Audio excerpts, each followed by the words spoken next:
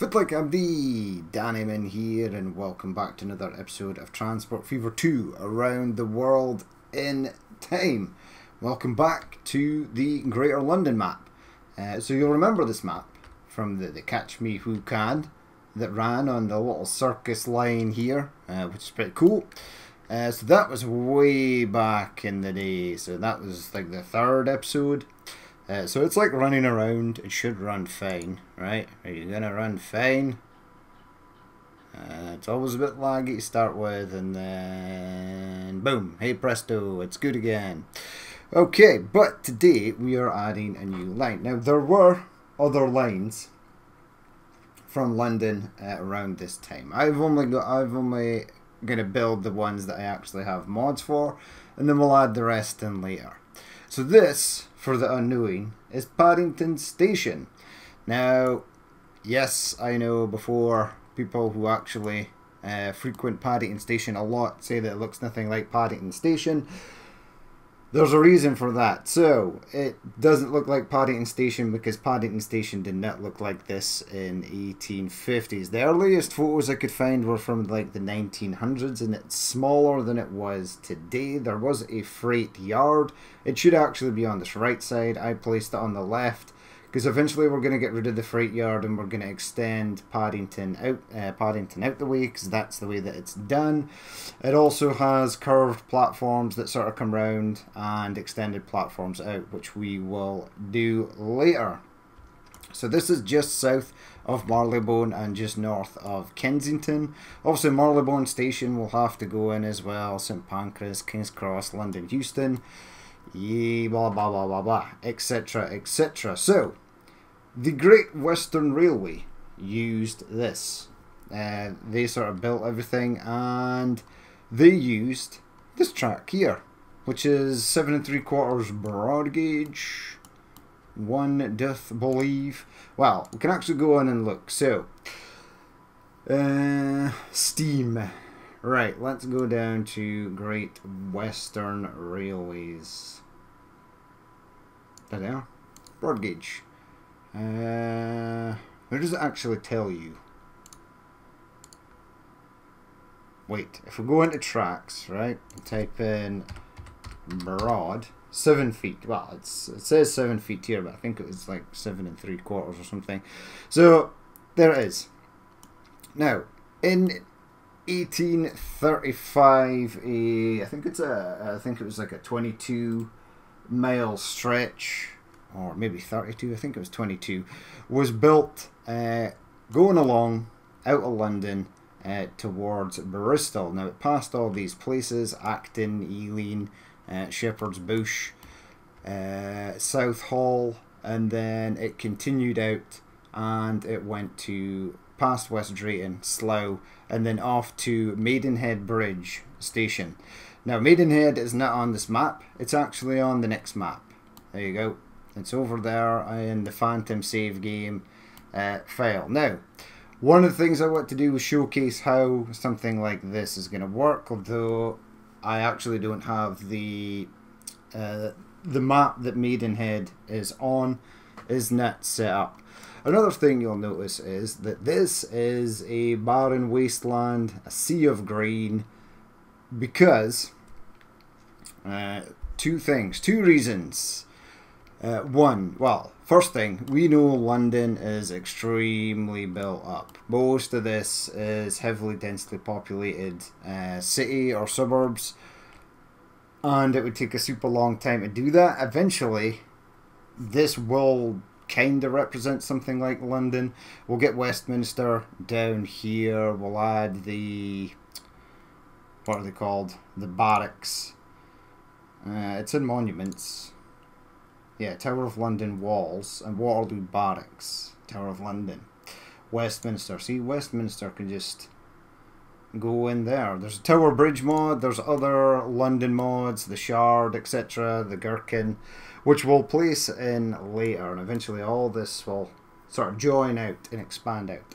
The reason I have not done this, one, there's a lot of train lines that run around London. There's a lot of stations.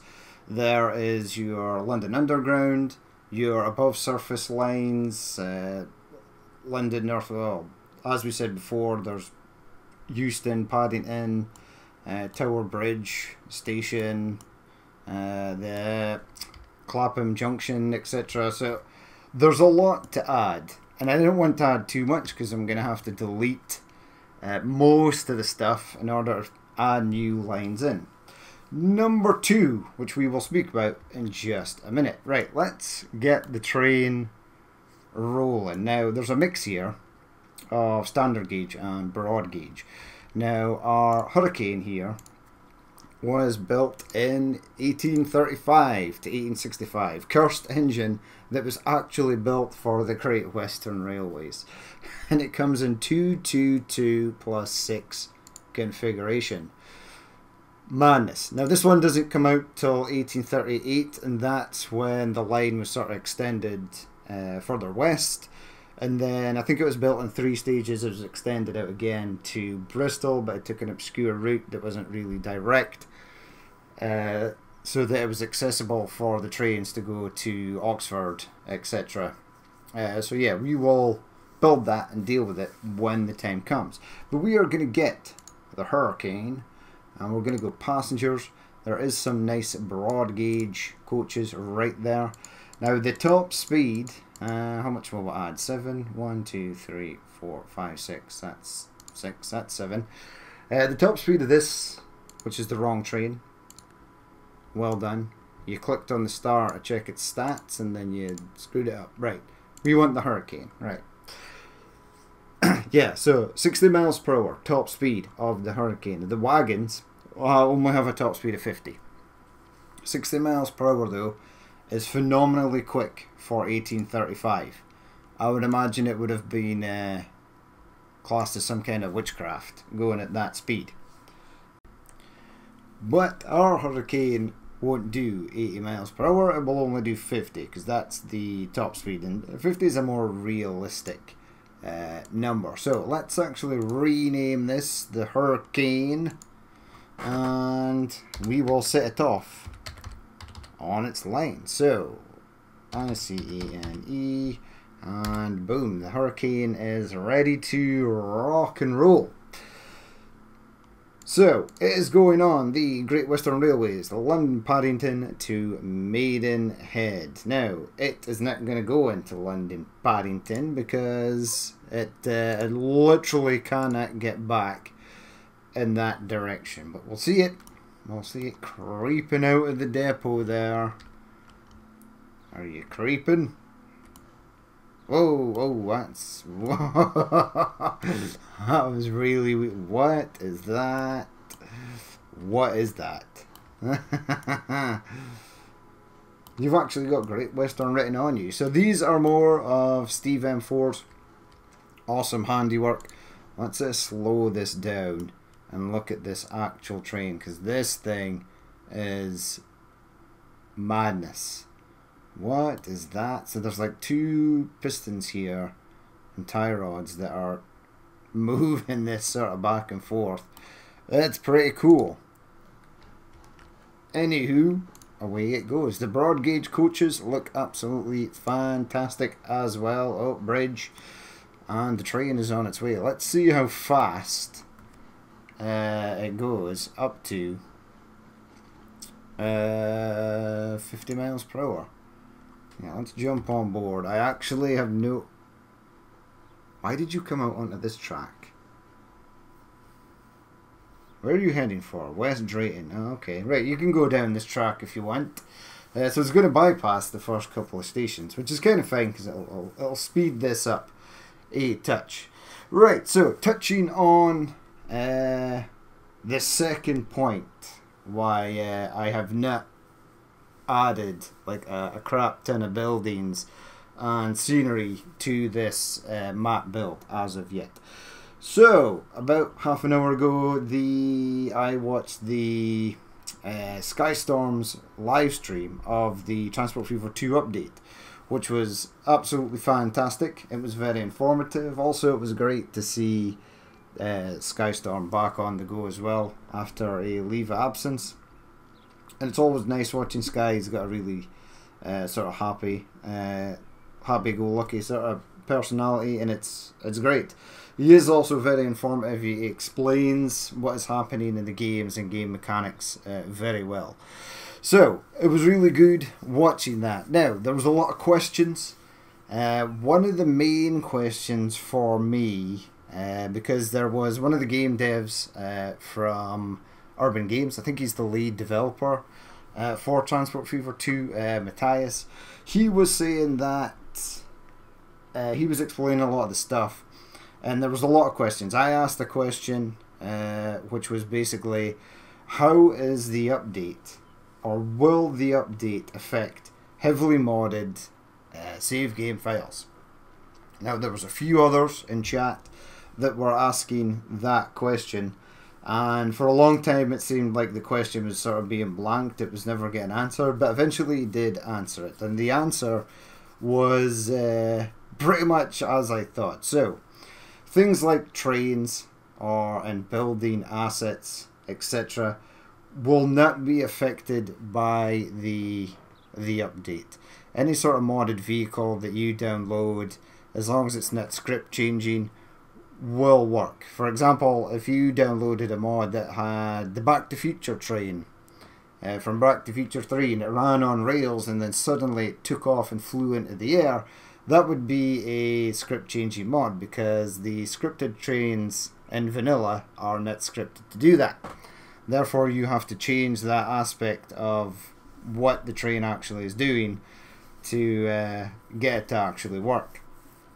So that was one of the issues. I was kind of happy that he said that most mods would probably be fine, but heavily scripted mods would more than likely not fare well during the update. Now it's not a problem for most people, it is a problem for me. I have, on pretty much every map I've built so far, added extra industries that are not available in game, that add new types of industries, etc, etc. These are scripted mods, because you're literally scripting the game to accept something that is not normal in the vanilla sense of the game to be normal, i.e. picking up a good that doesn't exist in any of the Transport Fever files. So yeah, those are ideas of a sort of scripted a scripted mod. So I've got a lot of them. So I've got the feeling that once the eventual update comes out, everything is going to break. Now there is a beta test, so you can go on and do the preview the sort of newest build in a sort of beta version. The developer Matthias did say that there were some bugs, but they would be ironed out prior to the update release on, I think it's the 4th of May or something. So yeah, so what I'm going to do after this is I am going to opt into the beta test, and we are going to see if it breaks everything instantly. Everything might be totally fine. That may actually be a thing. It might be totally fine. Everything will just work as it previously did. There will be no issues at all. But I've got the feeling that's not going to happen, because I am not that lucky a person. Patches, updates, DLCs very often do break my save game files. Now that's not the developer's fault at all. Modding is a risk on its own. If you choose to mod your game, you have to accept that the game developers may want to update it. Update progress is always good, it's always welcomed, but it can break your game, and it's not up to them to account for every single person's sort of save game.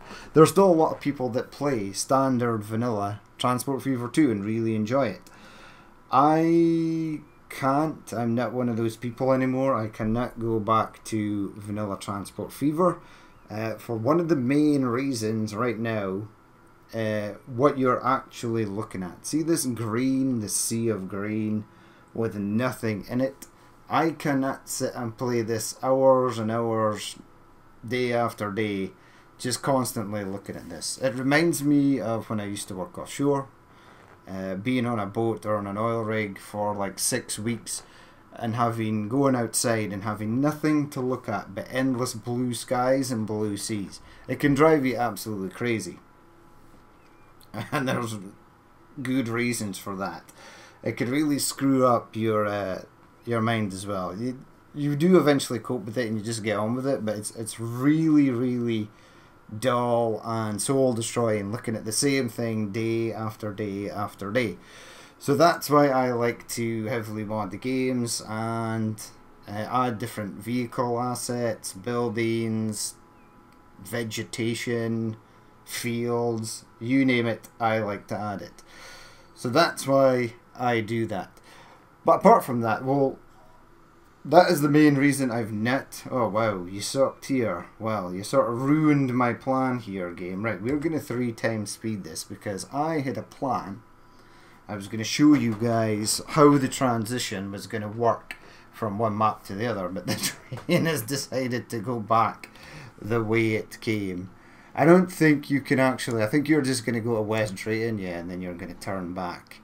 Okay, right, what we'll do is we'll wait for this to get into Paddington, and then we'll pick it up from there. Okay, so we are back deep inside Paddington Station. This is actually the Bordeaux station roof, which is really cool, and it was the only thing I could sort of find that was closest to what I was needing. This is not an exact replica. These buildings are all sort of different, and I just went with things that were sort of closest to what was going on.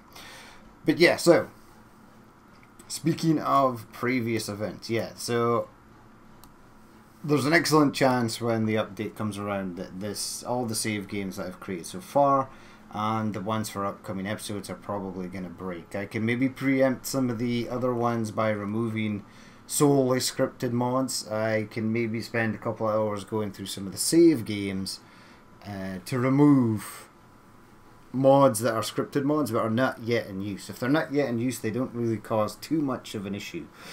But yeah, we'll have to wait and see.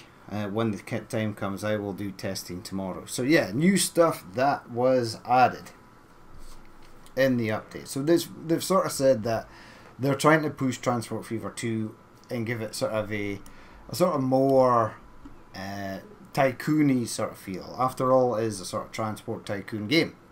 It's not a city builder, which a lot of people mistake it for. It is not the same as City Skylines, and it should in no way ever be compared to City Skylines. This game is about transport, moving people and cargo from A to B and making money. If you're making money, you're winning the game. If you're not making money, you are failing miserably. So they've added a lot of new stuff. New map editors. The cities and industries will form dynamically now. So you could maybe start a map with 4 towns on it, and they will grow. You can set them whether they want to grow due to influx in passenger routes or grow due to influx in goods that are being delivered to the city. And industries will come and go as well. So an industry that doesn't get any business might close after a year, or if there's a lot of transportation of a certain cargo going around, another industry of that type may pop up in the map randomly somewhere else. So they're kind of going for that old school transport tycoon. So in Transport Tycoon there was lots of industries on the map. If you didn't use the industry, it went out of business. The little newspaper would pop up saying that London City coal mine is going bankrupt and closing due to the fact that there is no lines. There is production, but there's no transport for it, so eventually the company just goes under, which is pretty much a thing that happens in real life. So that is kind of cool. Other stuff. Yeah, so waypoints have been added for ships, so you can place buoys in the water. Ships will follow it. Waypoints for roads have been adjusted, and you can actually set, if your vehicles are traveling on a highway with, well, 2 lanes, 3 lanes, 4 lanes, whatever, you can actually set a priority lane for them to travel in.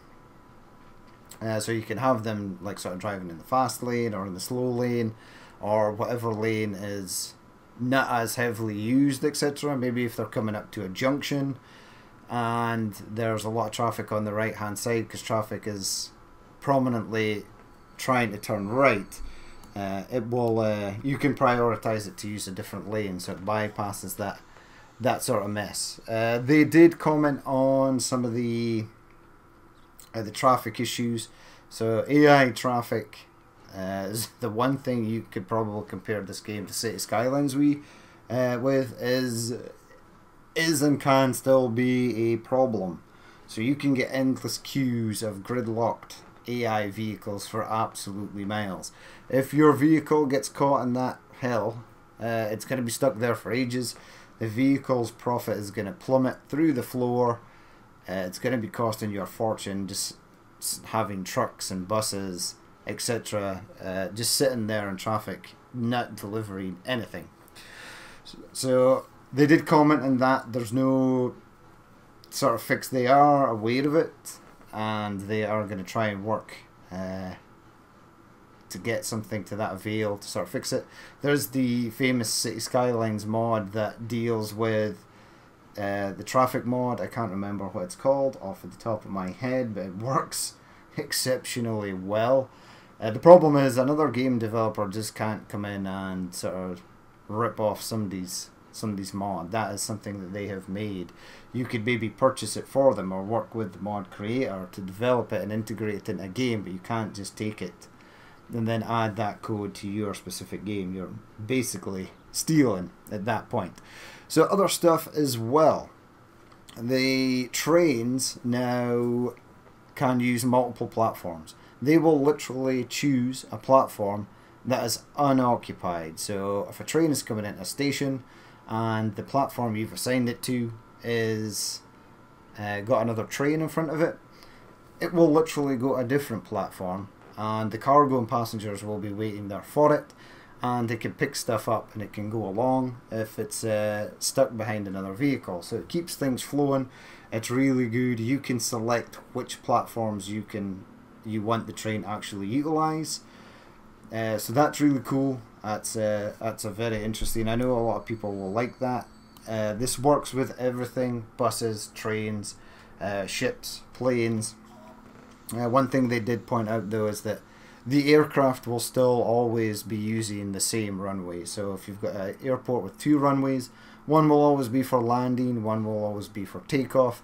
Regardless if traffic is waiting to get into a gate at the airport, you will still be limited by the fact that all the taking off planes have to use one runway and all the landing planes have to use another.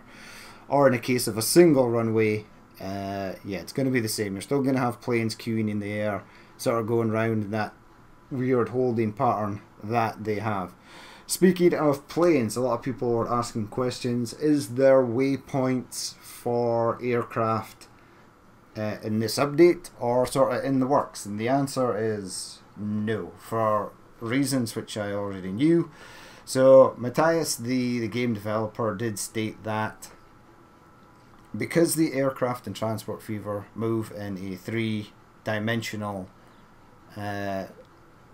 sort of area, they can go up, down, left, right. It's harder for them to plan out waypoints for that. Now, I've had this discussion with someone before, and we reverted again back to Transport Tycoon. In Transport Tycoon, you could set a waypoint for an aircraft, and you could have it follow a specific route.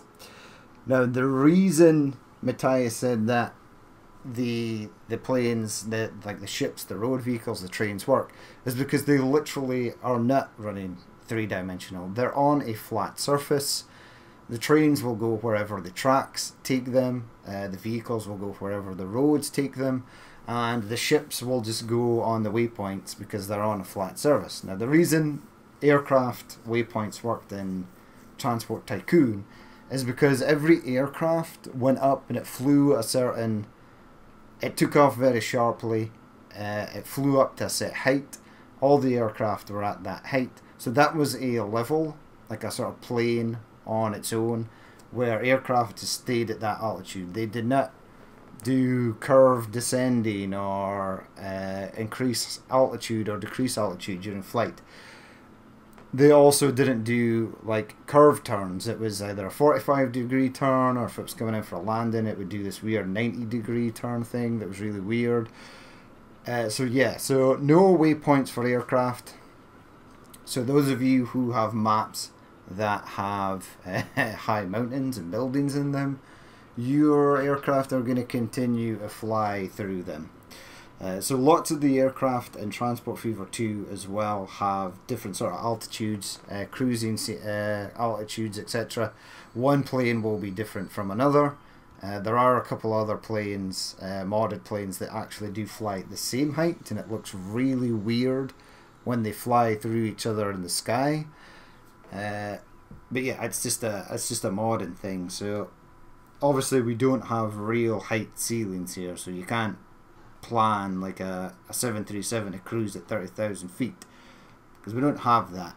There is no 30,000 feet in Transport Fever 2. So yeah, no waypoints for that. A lot of people asked if they were going to be developing other things for like trams, etc. They have got some stuff in the work that will be coming in later updates. There is no, I think, or very little optimization been done to the game. They were basically just working on this update, which is okay. That's fine, as long as there is still a team working on optimization.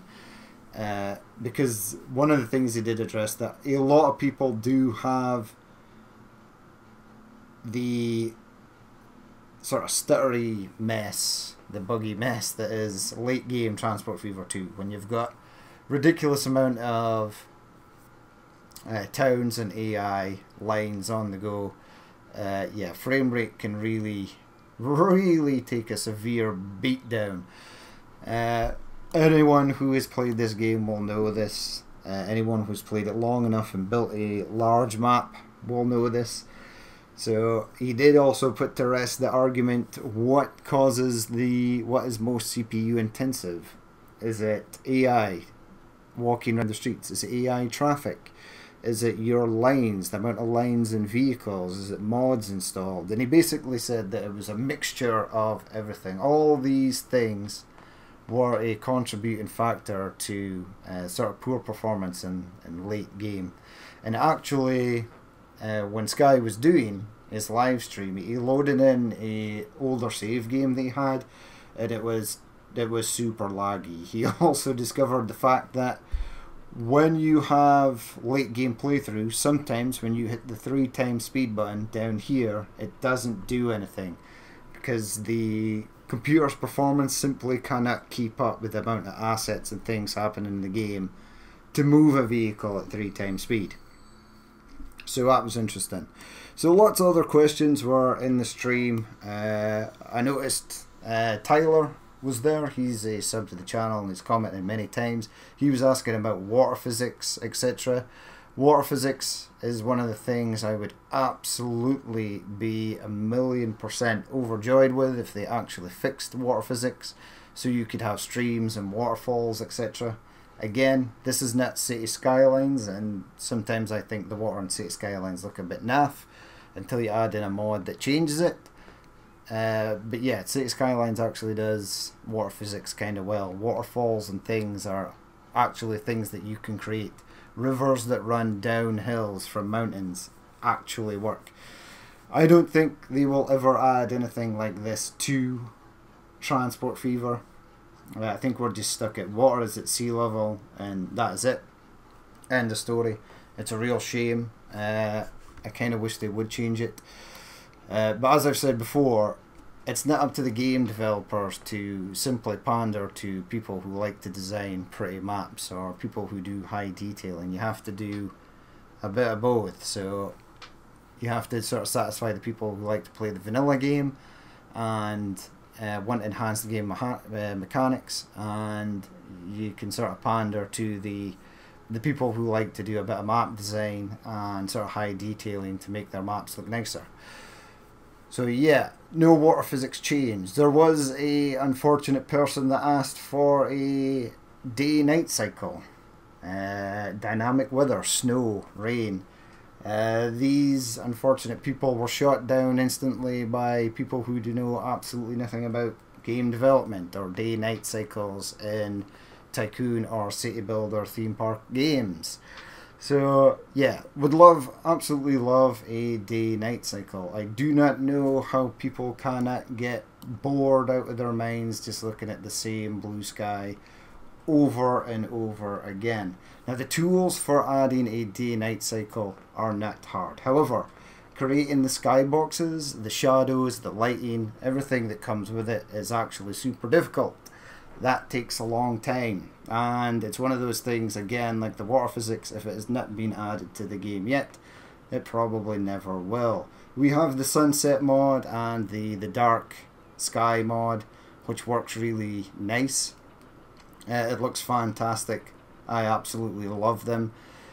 Someone said that what was the point in adding in a day-night cycle, because like each day in Transport Fever 2 lasts only like a second. Yeah, that was one of the dumbest replies I've ever heard.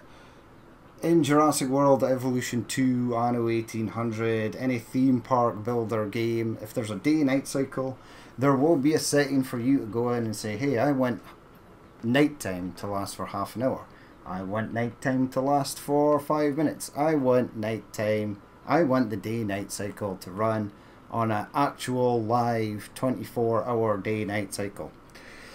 So you can go in and do these and add in this to the UI, because the game devs that create day-night cycles will have the tools when they're creating to sort of say, hey, I want this to be night just now to see what it looks like. I want it to be day, etc, etc.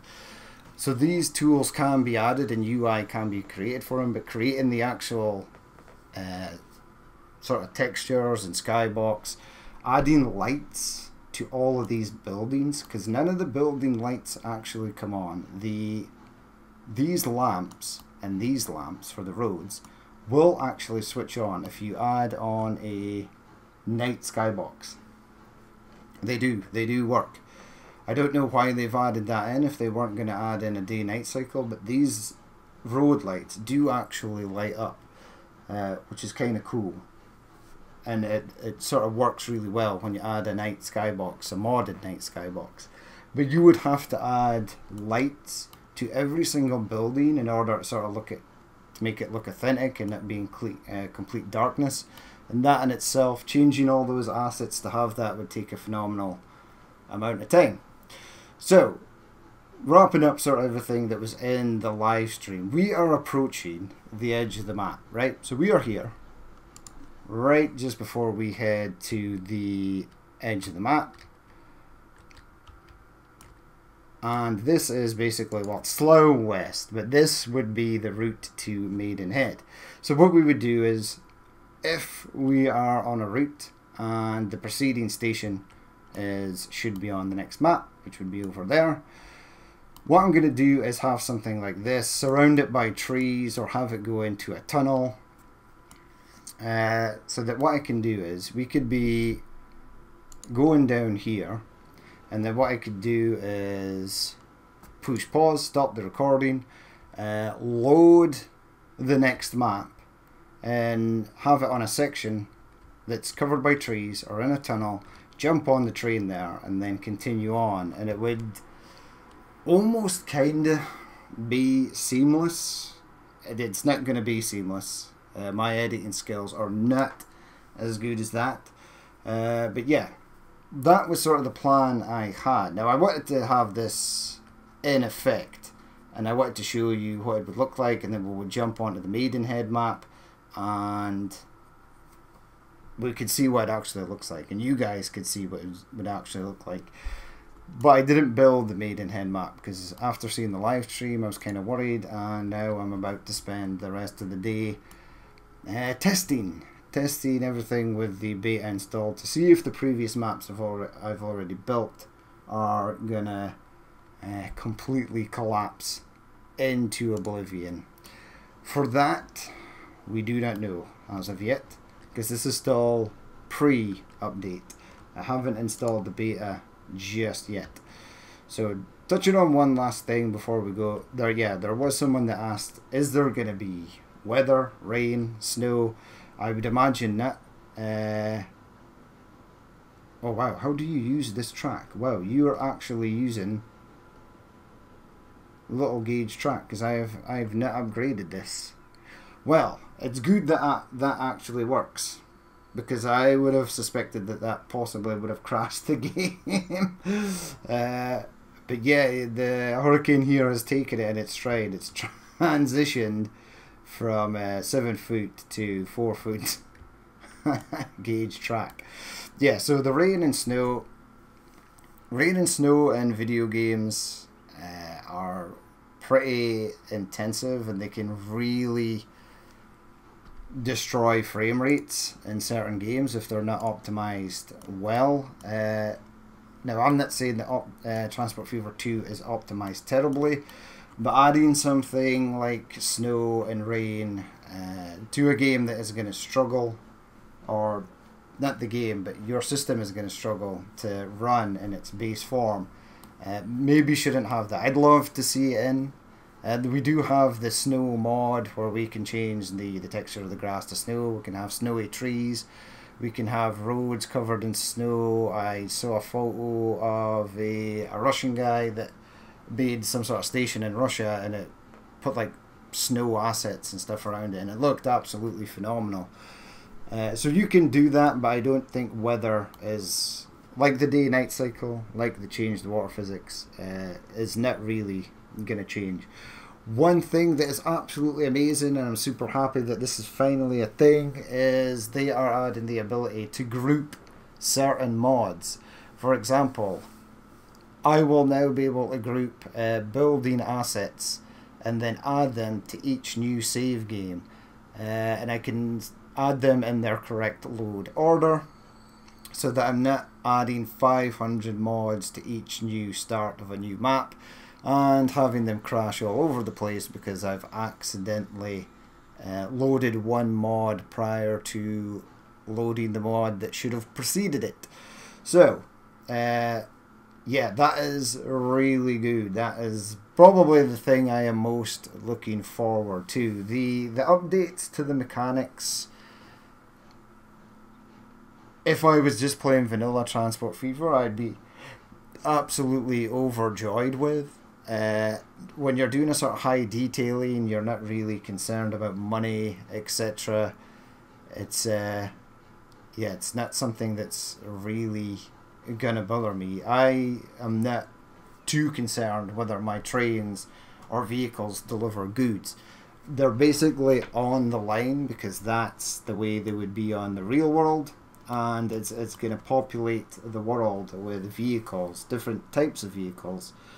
That's going to bring it more to life. So that's the sort of thing I'm going for. The fact that if they make money or they pick up passengers, that's fine.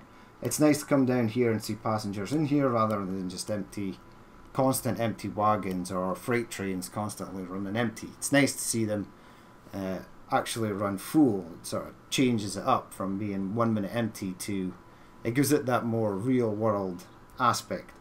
One of the other things I'll mention that they did add was they have now given you ability when you're setting up your starting map, whether you want your cities to accept 2 goods or 4 goods or 6 goods. Now this sort of works like FX UK's added cargo demands, and what will happen in the 1850s or the start of a game, a city will only accept 2 goods. If you deliver a certain amount of goods, or the city grows to a certain population, etc., or basically if commercial and industrial buildings upgrade from like level 1 to 2 to 3 to 4, they will ask for another cargo demand. So you might have a city that requests food and tools. Once the cargo demands, the commercial side might upgrade again, and it might ask for goods and tools and bread. It then might upgrade again on the industrial side, where it may ask for fuel as well. So that's 4 demands, and then it keeps on going up to 6, which is really good. That's pretty good. I think if you were definitely still playing vanilla, the fact that you could then add more lines to a city and transport more goods is really fantastic, because it is nice to have a different variety of freight trains running in and out of a city, rather than just like 10 cars that have got the same boxcar stuck on the back of it. You might have a different train that has tanker wagons on the back of it. So yeah, a lot to cover there. I will investigate it later when I go and test out this beta. Fingers crossed everything works. If it works, the next time you see this map, I've added more assets, etc. If it doesn't work, then I'm going to have to rethink the previous episodes or save game maps that we've done, which is going to be unfortunate, and it's going to take a long time that I don't really have. But yeah, we'll just see. Fingers crossed. The update looks really good. Sky's stream was really good. Saw a few other content creators in there as well, so it was nice to see them getting on board and asking lots of questions. It was very informative. You basically covered absolutely everything, which was fantastic. So if you have any questions, or if you're ever wondering what's coming in the update, you should go on to Sky's page and check out the live stream that was, well, by the time this uploads it'll be yesterday. But yeah, it's good. I think Squirrel is also doing one as well, a live stream on Sunday covering the update. But yeah, there you go. There is the Great Western Railway, London Paddington to Maidenhead. Although we didn't go to Maidenhead, but the next time we load this in, I will have the Maidenhead map prepared, hopefully, and we'll see how we get on from there. But yeah, that is going to be it for this episode. As always, if you did watch this and you'd like to leave a like, comment or dislike, please feel free to do so. And if there is more you would like to see in the future, then hit that subscribe button. But I've been Danny Min, this has been Transport Fever 2, and I will catch you later.